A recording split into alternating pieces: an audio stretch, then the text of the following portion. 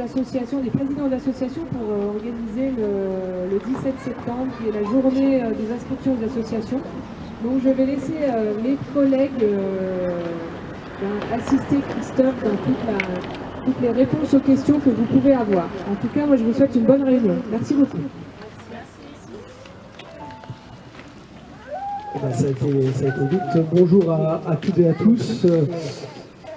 Alors, c'est important pour moi d'être ici, déjà de répondre à l'invitation qu'a fait le collectif des parents d'élèves, et surtout de pouvoir échanger. Le but va être plutôt déjà d'écouter, de prendre des notes, de réfléchir à votre solution court terme, moyen terme et plus long terme, et de voir comment, dans le cadre de mes mandats, que ce soit celui de député ou celui de conseil régional, je pourrais vous aider et appuyer et aider Thomas en tant que conseiller départemental. C'est important de bien comprendre. Moi, j'ai eu un certain nombre d'habitants du Val d'Ajol, que ce soit au téléphone, par les réseaux sociaux aussi, qui m'ont demandé en disant oui, mais monsieur le député, il faut que vous agissiez, il faut que vous fassiez quelque chose.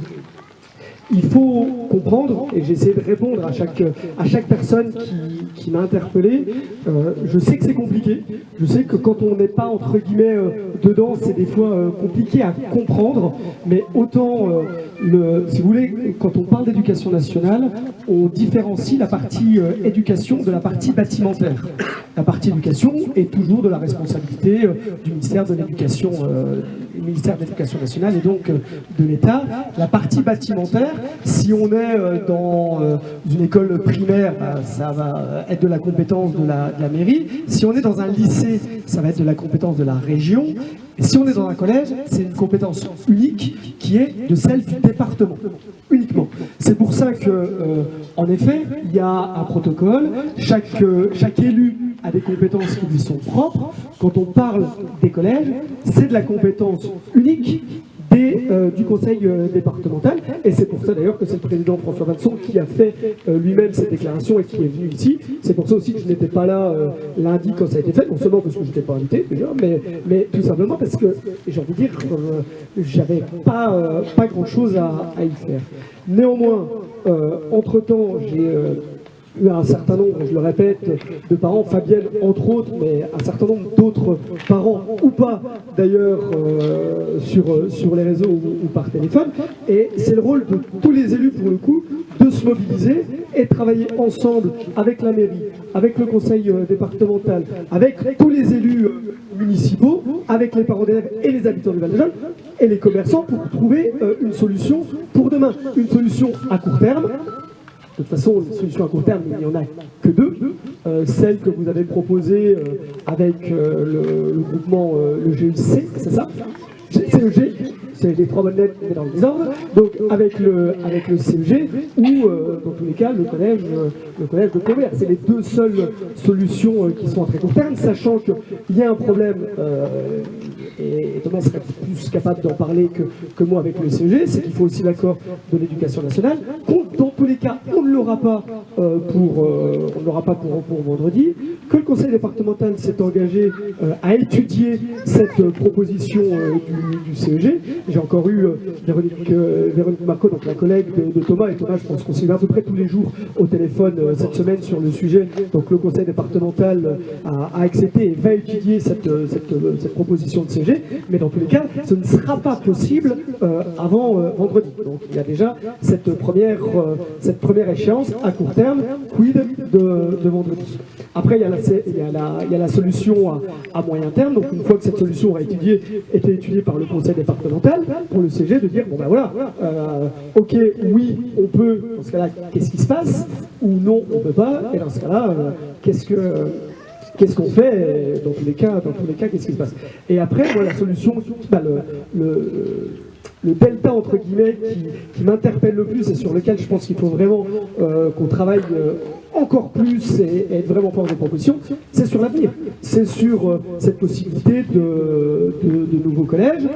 Déjà, où géographiquement, combien d'élèves, qu'est-ce qu'on fait pour le rendre attractif? Parce que ça va être aussi une vraie problématique. Hein. Grosso modo, je simplifie un petit peu, mais 120 élèves ici, 110 élèves à Plombières. D'ailleurs, il y a cette question aussi qui est une vraie question qu'il faut poser aux Agenais. Plombières, 1600 habitants, petite ville, hein, 1600 habitants, 110 élèves. Le Val d'Ajol, 4000 habitants, 2 fois 2 plus, 10 élèves en plus, 120 élèves. Donc regardez aussi quelles sont les forces vives au Val d'Ajol. C'est une question, mais ça, Anne sera sans doute beaucoup plus capable d'y répondre que moi. Combien il y a d'enfants au Val d'Ajol, au Girmont, entre 10 et 15 ans, qui sont en âge d'aller au collège. Mais en tout cas, à moins qu'il y ait une population beaucoup plus âgée au Val d'Ajol, les chiffres sont têtus quand même. Donc il y a ce questionnement aussi, qui est de dire comment ça se fait qu'une ville qui a 2 fois plus d'habitants n'a que 10 enfants en plus dans le collège. Non mais c'est vraiment une...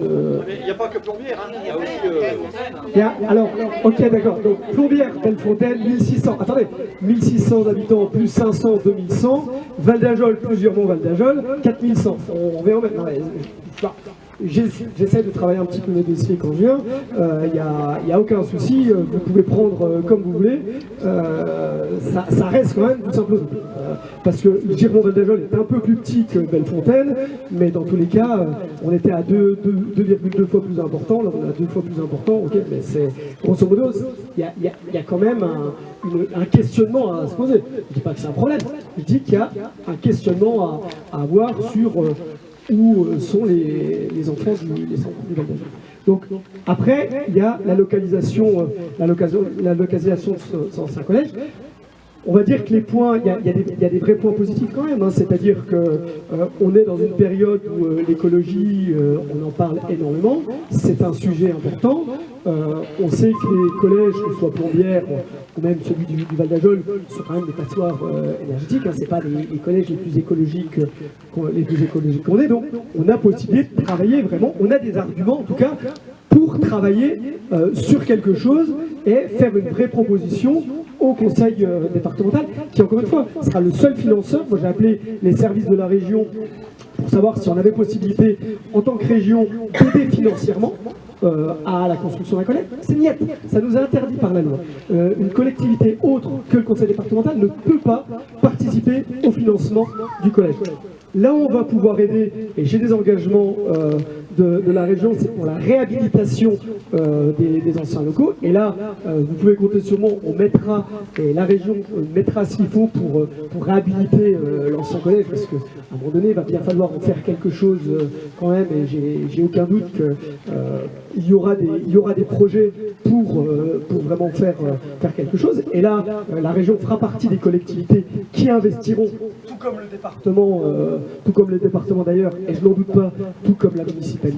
Donc ça, il n'y a aucun souci, mais dans le financement d'un nouveau collège, on est uniquement sur des fonds départementaux, et c'est là où il va falloir vraiment travailler, mais pour le coup, main dans la main, pas les uns contre les autres, c'est main dans la main, tout le monde, peu importe les sensibilités, peu importe les querelles dont j'ai pu être témoin ces dernières semaines et qui n'amènent rien, qui ne construisent rien.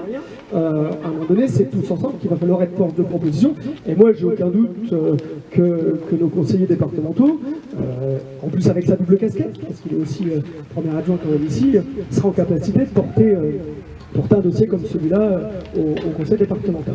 Donc voilà un peu moi, ce que je pouvais dire sur le court terme, le moyen terme et le long terme, et surtout les compétences de chacun, et donc la possibilité plutôt très très restreinte d'intervention. Maintenant, j'ai aucun doute qu'il y a beaucoup d'autres idées. Je ne suis pas du tout venu là pour faire un monologue, donc plutôt pour qu'on échange, qu'on discute. Il y a sans doute des choses auxquelles je n'ai pas pensé, auxquelles j'aurais peut-être pas la réponse tout de suite. Donc je me permettrai de les noter et après de revenir vers vous, en tout cas trouver et qu'on trouve des solutions pour... de toute façon, le plus important, c'est le gamin. Je veux dire, on a beau le faire comme on veut, c'est l'éducation des gamins, et c'est que les gamins ont un endroit où avoir les cours. Donc je sais très bien qu'avoir 1 heure de trajet, c'est loin d'être simple. Oui, 1 heure et demie, voilà. Oui. Oui, alors, j'ai entendu dire, quelqu'un m'a dit, ah bah oui, mais la sécurité, c'est de la compétence du député. Alors non, je sais pas où t'as ça, mais non, pas plus. Oui, pas beaucoup plus. La sécurité, c'est de la compétence et surtout, c'est de la responsabilité de tout le monde. De tout le monde.